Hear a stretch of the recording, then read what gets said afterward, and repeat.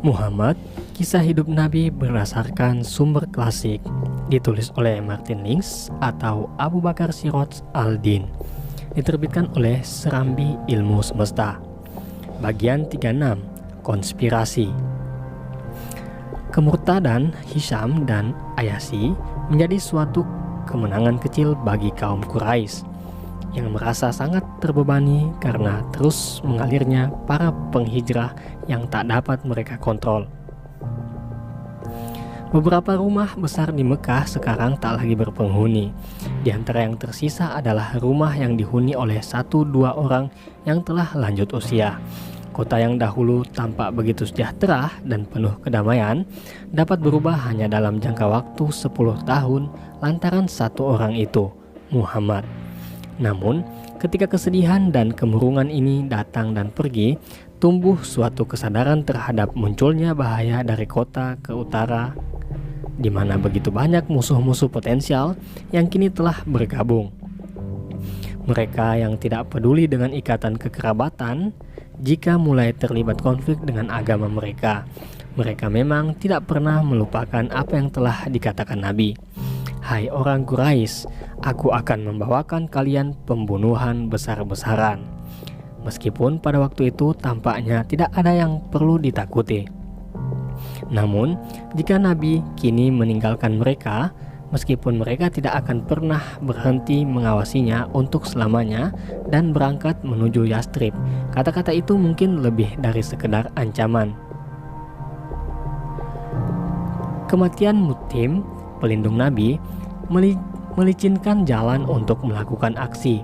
Apalagi Abu Lahab tidak hadir pada pertemuan yang diadakan para pemuka Quraisy di majelis. Setelah melampaui perdebatan panjang, setelah berbagai saran diajukan dan ditolak, mereka akhirnya menyetujui. Beberapa dari mereka dengan enggan untuk melaksanakan rencana yang dikemukakan Abu Jahal sebagai satu-satunya solusi yang paling efektif terhadap persoalan mereka. Setiap kabilah mengajukan seorang pemuda yang kuat, dapat diandalkan dan mampu berkomunikasi dengan baik. Pada waktu yang ditentukan, semua pemuda pilihan ini harus bersama-sama menyerang Muhammad. Masing-masing melancarkan pukulan yang mematikan hingga darahnya akan terkena pada semua kabilah.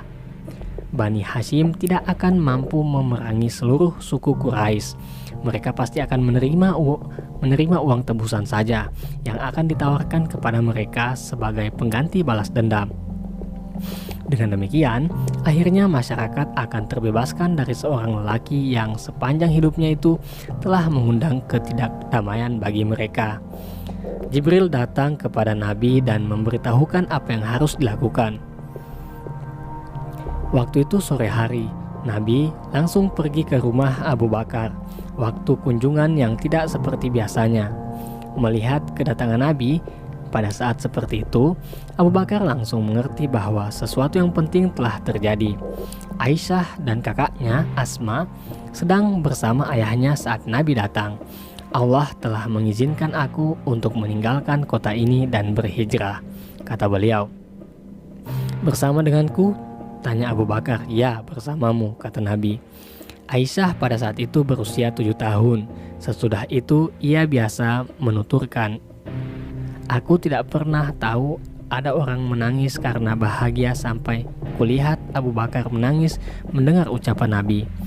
Setelah mereka selesai membuat rencana, Nabi kembali ke rumahnya dan memberitahu Ali tentang keberangkatannya ke Yastrib. Beliau menyuruh Ali untuk tetap tinggal di Mekah sampai semua barang-barang yang dititipkan di rumahnya selesai dikembalikan dan menjaga keamanan bagi pemiliknya. Nabi senantiasa dikenal sebagai Al-Amin, sehingga masih banyak dipercaya orang-orang kafir untuk menjaga harta benda mereka karena tidak menemukan orang lain yang dapat dipercaya.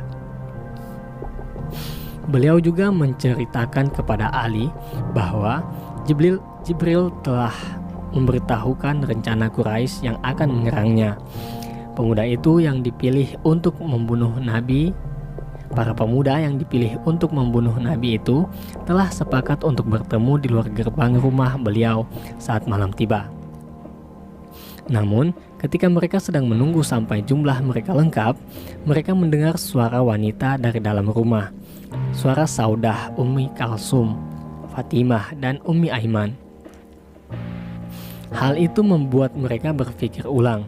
Di antara mereka mengingatkan bahwa jika mereka memanjat dinding dan menerobos masuk ke rumah, maka nama mereka akan tercemar selamanya di kalangan bangsa Arab karena telah melanggar privasi kaum wanita. Oleh karena itu, mereka memutuskan untuk menunggu sampai korban yang dituju keluar. Seperti biasanya, ia akan keluar pada waktu subuh atau sebelumnya.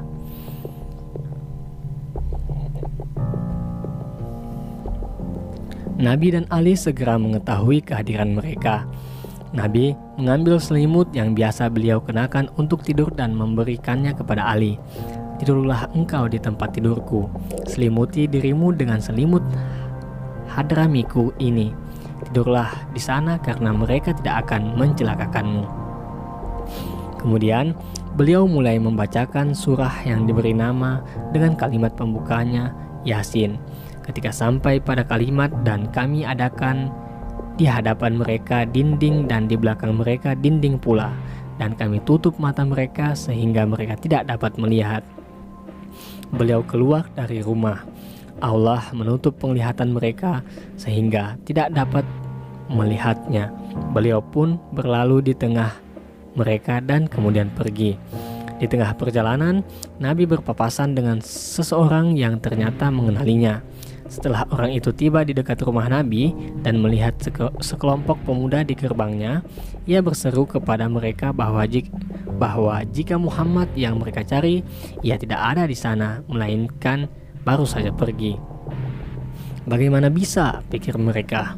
Salah seorang dari mereka telah mengawasi rumah dan telah melihat Nabi masuk sebelum teman-teman yang lain datang. Mereka yakin tidak ada seorang pun yang keluar dari rumah itu selama mereka di sana. Namun, kini mereka mulai cemas. Sehingga salah seorang yang tahu tempat tidur Nabi pergi mengintipnya melalui jendela. Ia pun yakin ada seorang sedang tidur berselimut di tempat itu. Maka ia meyakinkan teman-temannya yang lain bahwa orang yang mereka incar masih berada di rumah. Namun, ketika fajar menyingsing, Ali bangun dan pergi ke pintu rumah, masih dengan berselimut. Mereka pun melihatnya dan merasa telah terkecoh. Mereka menunggu sejenak. Bulan sabit tipis dari bulan Safar telah muncul di atas bukit sebelah timur, dan kini cahayanya memudar. Belum juga ada tanda-tanda tentang Nabi. Mereka serentak memutuskan agar masing-masing menghadap kepada kabilahnya untuk menyampaikan tanda bahaya.